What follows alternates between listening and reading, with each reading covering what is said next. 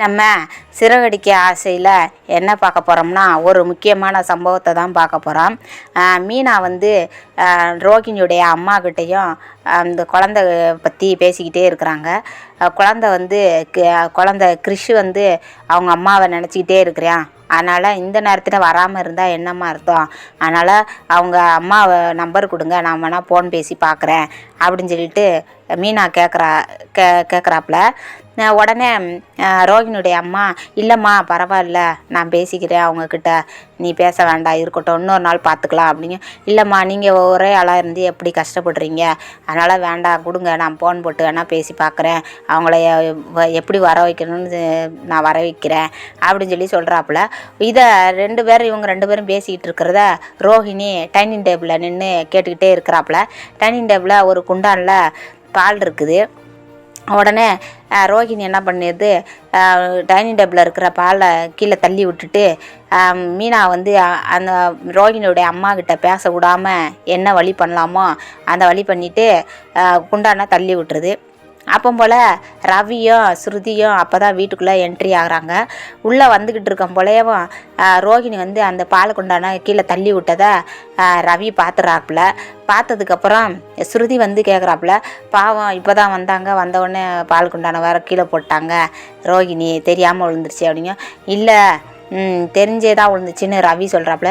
அது எப்படி தெரியும் அப்படிங்க. இல்லை, நான் தான் பார்த்தேன், ரோஹிணி அன்னைக்கு வந்து அந்த அம்மாவும் அந்த குழந்தைய இருக்கிறது பிடிக்கல போல், ஏன்னா அவங்க ரூமில் தானே இருக்கிறாங்க, அதனால் அவங்களுக்கு பிடிக்கல போல் அப்படின்னு நினச்சிட்டு ரவி வந்து ஸ்ருதிக்கிட்ட சொல்கிறாப்புல.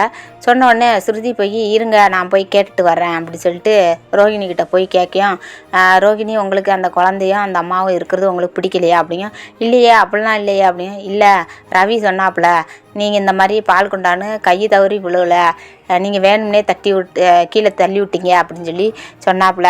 ஏன்னா ரவி பார்த்துருக்காப்புல, அதனால் சொன்னாப்புல அப்படின்னு சொல்லியும் உடனே அப்படிலாம் இல்லை, நான் பார்த்துக்கிறேன், ஒன்றும் பிரச்சனை இல்லை அப்படின்னு சொல்லி ஸ்ருதிக்கிட்ட ரோஹிணி பேசி அனுப்பிவிட்டாச்சு.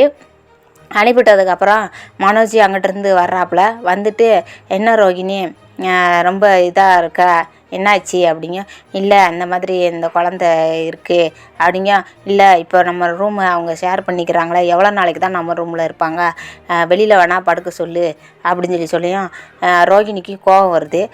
இருந்தாலும் இல்லை, நம்ம ரெண்டு பேரும் ரூமில் போய் படுத்துக்கலாம், அவங்க என்ன வெளியில் படுக்கிறவங்க தானே, வெளியே படுத்துக்கிறட்டும், இது மீனாவும் முத்துவும் தானே கூப்பிட்டு வந்தாங்க, அதனால் அவங்க வெளியில் படுக்கட்டும், என்னால் ரூமை விட்டுட்டுலாம் இருக்க முடியாது அப்படின்னு சொல்லி மனோஜ் சொன்ன உடனே ரோஹிணிக்கு கோவம் வந்துட்டு, எப்போ பார்த்தாலும் ரூமுன்னு ஏன் அடிச்சுக்கிற, என்ன அந்த ரூமில் போய் படுக்கணுன்னா போய் படு, குழந்தை தானே, குழந்தை படுத்தா படுக்கட்டும் அப்படி சொல்லி கோவத்தில் ரோஹிணி மனோஜ்கிட்ட பேசுகிறாப்புல.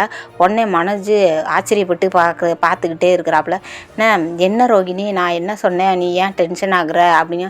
இல்லை மனோஜ், இருக்கட்டும், அந்த இப்போ குழந்தை தானே இருக்குது, நாளைக்கு போயிடுவாங்களே, அதுக்கு ஏன் நீ இப்படி ரூமுக்கே நீ அடிச்சுக்கிட்டு இருக்கிற அப்படின்னோடனே மனோஜ் அப்படியே அமைதியாகி போயிடுறாப்புல. அங்கிட்டிருந்து விஜயா வந்து வெளியில் போயிட்டு வீட்டுக்குள்ளே வரும்போல் கிறிஷு வந்து விஜயாவுடைய சேரில் உட்காந்து ஆடிக்கிட்டே இருக்கிறாப்புல. ஆடுறத பார்த்த விஜயா வந்து எல்லாரையும் கூப்பிட்டு, என் சேரில் ஏன் இவன் உட்காந்துருக்கிறேன், இவனை யார் உட்கார வச்சது அப்படி இப்படின்னு அந்த குழந்தைய வந்து கேட்காத கேள்வியெல்லாம் கேட்டுட்டு பேசிக்கிட்டு இருக்கும் போல் ரோஹிணிக்கு ரொம்ப கோபம் வருது. இருந்தாலும் அவள் அழுதுகிட்டே இருக்கிறா. சரி, நம்ம குழந்தை இப்படி பேசுகிறாங்களே வைக்கிறாங்களே அப்படின்னு சொல்லிட்டு ரோஹிணியுடைய அம்மாவும் அந்த பக்கமாக அழுகுறாங்க. ரோஹிணியால் பேச முடியல.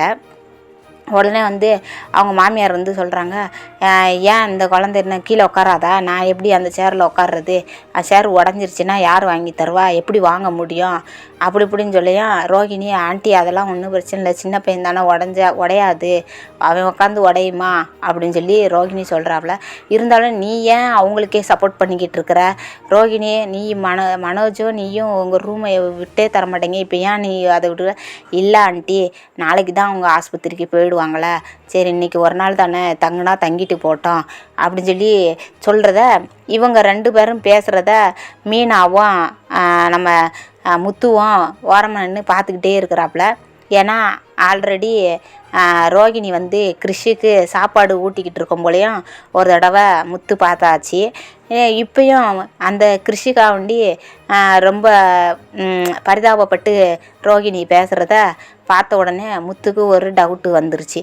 வந்த உடனே இவன் என்ன பண்ணிட்டா, கிச்சனுக்கு போயிட்டு மீனாக்கிட்ட முத்து சொல்கிறாப்புல, மீனா நீ கவனிச்சியா, ரோகிணி வந்து அதாவது பார்லர் அம்மா வந்து அந்த குழந்த மேலே ரொம்ப அக்கறையாக இருக்கிற மாதிரி இருக்குது, நீ அதை கவனிச்சியா அப்படின்னு சொல்லி முத்து வந்து மீனாக்கிட்ட கேட்குறாப்புல.